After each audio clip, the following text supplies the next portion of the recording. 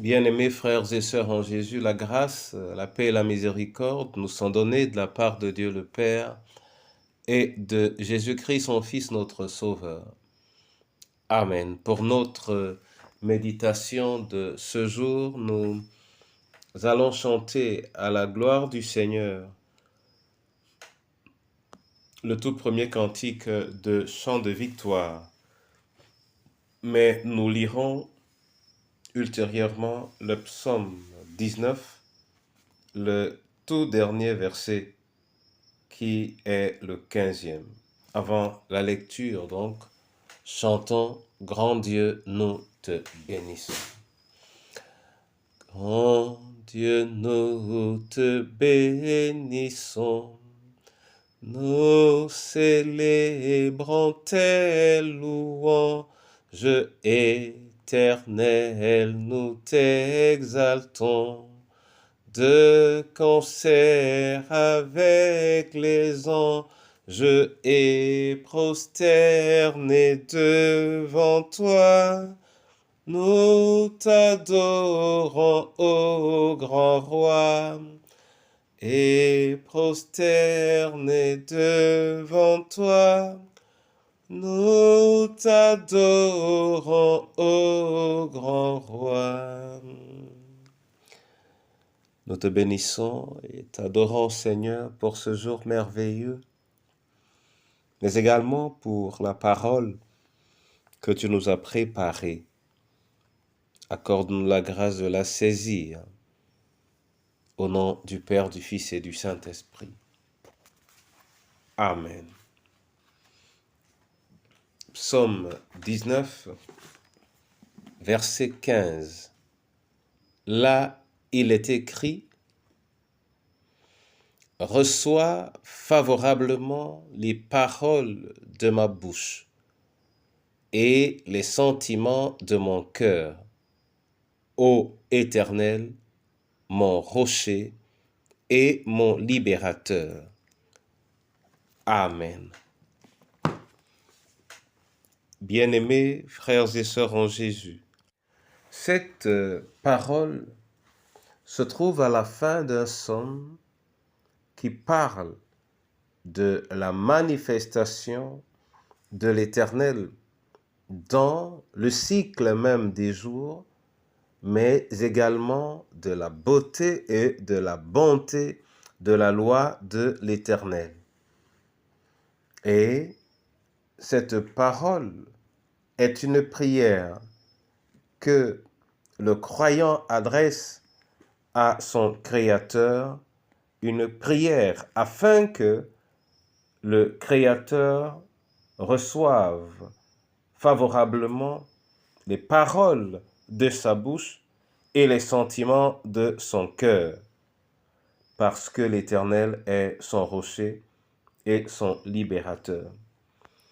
Mon frère et ma sœur, lorsque les paroles de la bouche expriment les sentiments du cœur, alors celui qui parle est en harmonie avec lui-même, il est donc sincère avec celui à qui il s'adresse, et particulièrement Dieu.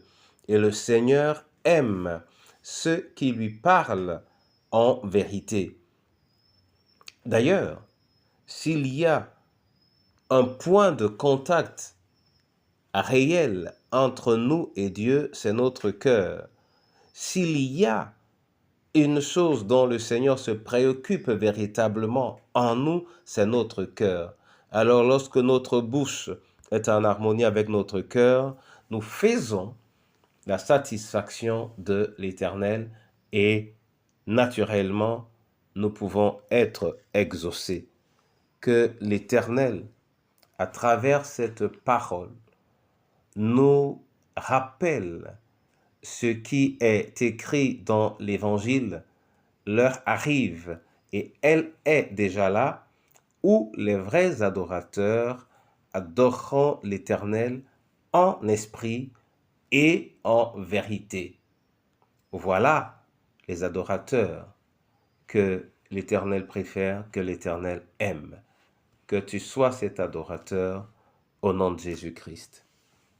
Amen. Seigneur, je veux te bénir et te rendre grâce pour ce jour merveilleux que ton amour nous offre, mais également pour cette parole qui est le cri du cœur de ton enfant, mais un cri de cœur que nous voulons faire nôtre, chacun à ce qui le concerne.